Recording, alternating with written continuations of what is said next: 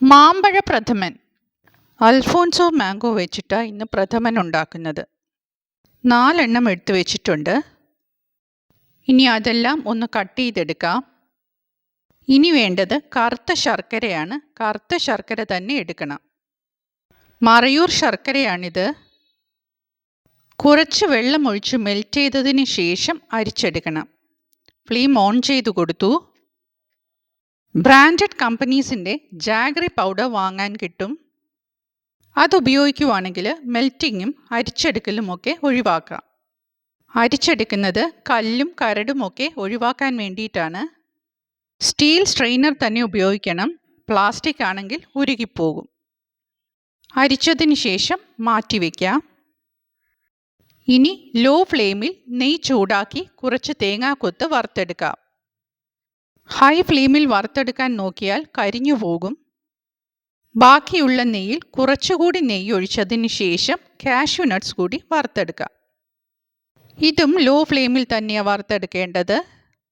ശർക്കര ചേരുന്ന പായസമായതുകൊണ്ട് ഇതിൽ റേസിൻസ് ചേർക്കുന്നില്ല. അതുകൂടി ചേർത്താൽ വല്ലാത്ത മധുരമായി പോവും. ഇത് അരമണിക്കൂർ വെള്ളത്തിൽ കുതിർത്ത് വെച്ച ചൗവരിയാണ്. അത് നല്ലതുപോലെ വേവിച്ചെടുക്കണം. കുറച്ച് വെള്ളം കൂടി ചേർത്ത് കൊടുക്കണം. എന്നിട്ട് നല്ല ഗ്ലോസി ടെക്സ്ചർ ആകുന്നത് വരെ വേവിച്ചെടുക്കണം. പ്രഥമന് കുറച്ച് കൊഴുപ്പ് കിട്ടാൻ വേണ്ടിയാണ് ചൗവരി ചേർക്കുന്നത്. കൈയെടുക്കാതെ ഇളക്കി കൊടുത്തില്ലെങ്കിൽ അടിക്ക് പിടിക്കും. ഇതേമാതിരിയാകുമ്പോൾ ഫ്ലെയിം ഓഫ് ചെയ്യാം.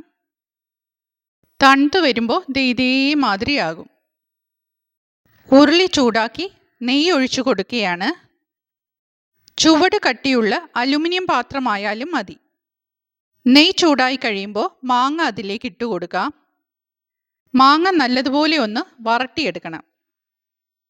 നെയ്യിൽ കിടന്നിത് വേകുമ്പോൾ സാവകാശം ഉടഞ്ഞു വരും. ഇതേമാതിരി ഒരു 10 മിനിറ്റൊക്കെ വരട്ടിയാൽ മതിയാകും. ഇതേമാതിരി ആയി കഴിയുമ്പോൾ അത് മിക്സിയിൽ ഒന്ന് പൾസ് ചെയ്തെടുക്കണം. പൾസ് ചെയ്യുവാണെങ്കിൽ മാങ്ങ അരഞ്ഞ് ലൂസായി പോത്തില്ല. നല്ലതുപോലെ കുറച്ചുകൂടി ഒന്ന് ഉടഞ്ഞു കിട്ടും.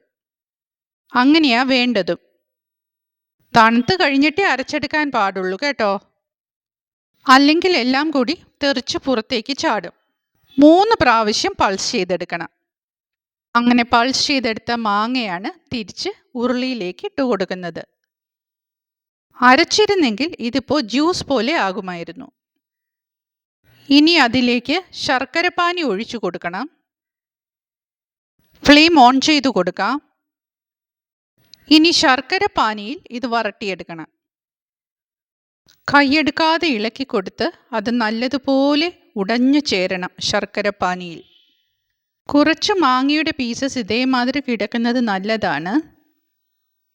മാങ്ങ ഇതേമാതിരി കിടക്കാൻ വേണ്ടിയിട്ടാണ് ഉടച്ചെടുക്കണമെന്ന് നേരത്തെ പറഞ്ഞത്. വേറെ മാങ്ങ ഇതിനായിട്ടിടുന്നത് നല്ലതല്ല. ഇനി 2ാം പാൽ ഒഴിച്ചു കൊടുക്കാം. നല്ലതുപോലെ മിക്സ് ചെയ്ത് ചേർക്കണം. 5 മിനിറ്റ് ഇത് നല്ലതുപോലെ വെട്ടി തിളപ്പിക്കണം. അതിനുശേഷം ചൗവരി വേവിച്ച് വെച്ചിരിക്കുന്നത് അതിലേക്ക് ചേർക്കാം. അതിനുശേഷം വീണ്ടും ഇളക്കി കൊടുക്കണം. ഇനി അത് കുറച്ചൊന്ന് വറ്റിച്ചെടുക്കണം. കൈയെടുക്കാതെ ഇളക്കി കൊടുത്ത് ഇതേമാതിരി ആക്കിയെടുക്കണം. അതിനുശേഷം കുറച്ച് ഉപ്പ് അതിലേക്കൊന്ന് ചേർക്കണം. ടേസ്റ്റ് ഒന്ന് ബാലൻസ് ചെയ്യാൻ വേണ്ടി. അതിനുശേഷം വീണ്ടും മിക്സ് ചെയ്ത് കൊടുക്കണം. ഇനി ഫ്ലെയിം ഓഫ് ചെയ്യാം. തിള അടങ്ങിയതിന് ശേഷം മാത്രം 1ാം പാൽ ഒഴിച്ചു കൊടുക്കണം. ജീരകം പൊടിച്ചത്, ഏലക്ക പൊടിച്ചത്, ചുക്ക് പൊടിച്ചത് അതും കൂടി ഇട്ട് കൊടുക്കാം. ഈ പൊടികളെല്ലാം 1ാം പാലിൽ കലക്കി വേണമെങ്കിലും ഒഴിച്ചു കൊടുക്കാം. വറുത്ത് വെച്ചിരിക്കുന്ന തേങ്ങാക്കൊത്തും കാഷ്യൂ നട്ട്സും ഇട്ട് കൊടുക്കാം. ഇനി എല്ലാം കൂടി ഒന്ന് മിക്സ് ചെയ്തെടുക്കാം. മാമ്പഴ പ്രഥമൻ റെഡിയായി കഴിഞ്ഞു. നിങ്ങൾക്ക് ഈ വീഡിയോ ഇഷ്ടമായിട്ടുണ്ടെങ്കിൽ ഒന്ന് ലൈക്ക് ചെയ്ത് സബ്സ്ക്രൈബ് ചെയ്ത് ഷെയർ ചെയ്ത് സപ്പോർട്ട് ചെയ്യണം കേട്ടോ.